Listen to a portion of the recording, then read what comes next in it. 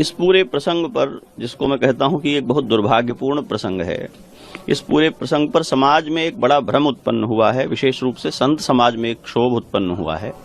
और इसलिए उस भ्रम का निवारण करने के लिए कुछ बातें मैंने रखी हैं। पहली बात तो ये कि ये शंकराचार्यत्व का विवाद नहीं है, ये विवाद लॉ एंड ऑर्डर का है, विधि व्यवस्था का है।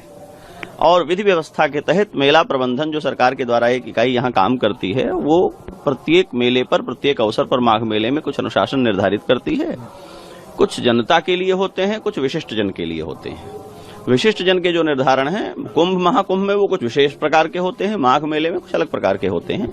और वही एक स्वभाव सिद्ध बात यहाँ घोषित की गई थी कि पर्व की तिथि में, मेले की तिथि में कोई महापुरुष वाहन आदि का प्रयोग नहीं करेंगे, उससे सबको सुविधा होगी।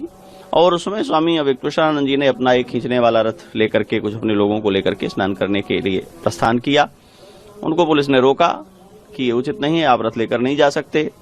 उन्होंने बलपूर्वक अपने लोगों के साथ वेग में बैरियर तोड़े। वो वीडियोज आप सबने, समाज ने देखे हैं। और वो एक प्रतिबंधित पुल जो विशेष काल के लिए, आपातकाल के लिए रखा गया था सुरक्षित, उसको पार किया, संगम तट पर पहुंचे।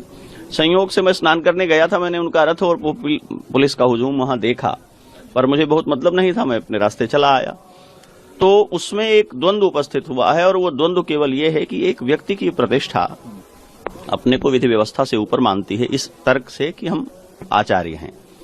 आचार्यत्व लोकोत्तर नहीं होता है, वह इस लोक में ही घटित होता है। इसलिए लोक के कल्याण और लोक की व्यवस्था की उपेक्षा करके कोई आचार्यत्व प्रतिष्ठित नहीं हो सकता। मेला प्रबंधन ने इस बात को किया था। स्वामी जी ने यह आग्रह किया कि हम रथपूर्वक जाएंगे, और इसके लिए उन्होंने पुलिस व्यवस्था का बलपूर्वक उल्लंघन किया। पुलिस का तो नाम ही पुलिस बल है, जब उसको बल से कोई व्यवहार करेगा उसके साथ तो बलपूर्वक वो उसका रिप्लाई करेंगे। और उसमें कुछ खराब दृश्य हमारे सामने आए, ब्रह्मचारियों की मारपीट की और उनकी शिखा खींचे जाने की। लेकिन इसको प्रोपेगेट करने के बजाय इसके मूल में जो बात है वो समझनी चाहिए, और वो यही है कि शंकराचार्य जी के अनुयायियों ने मेला की विधि व्यवस्था का ही उल्लंघन नहीं किया। मेले में लगे हुए सेवा कर्मियों को, पुलिस कर्मियों को भी बलपूर्वक ठेलने, हटाने और अपनी इच्छा से मनमानी करने का प्रयास किया, जिसे रोका गया और एक दुर्भाग्यपूर्ण प्रसंग सामने आ गया। विवाद हो रहा है, यह भी उनके आचार्यत्व पर एक प्रश्न चिन्ह ही है। वे कोई भी आचार्य बाद में बने, साधु पहले बने। एक शिक्षित मनुष्य, एक सभ्य नागरिक, एक संस्कृतशील मनुष्य होने का अर्थ यह है कि द्वंद्व से, विचार से बचे। फिर साधु तो अपनी तितिक्षा के लिए, सन्यासी तो अपनी क्षमाशीलता के लिए ही जाने जाते हैं। गोस्वामी जी महाराज कहते हैं, संत की तो बड़ाई ही यही है कि कोई मंद करे तब भी वो उसके साथ मंद व्यवहार न करे। उमा संत के यह बड़ाई, मंद कर जो करे भलाई। तो यदि पुलिस व्यवस्था अपने निर्देशों के अनुरूप कुछ आग्रह कर रही थी तो स्वीकार कर लेना था, नहीं अनुकूल था तो लौट जाना था।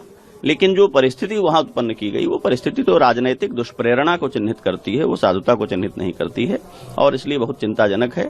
पूज्य स्वामी जी को चाहिए कि वे बिल्कुल अपने बड़प्पन का, अपने आचार्यत्व का मान रखते हुए किसी भी प्रकार के हठ से मुक्त होकर के जो भी अनुशासन, जो भी अपने मन में उनका निर्णय हो उसको करें।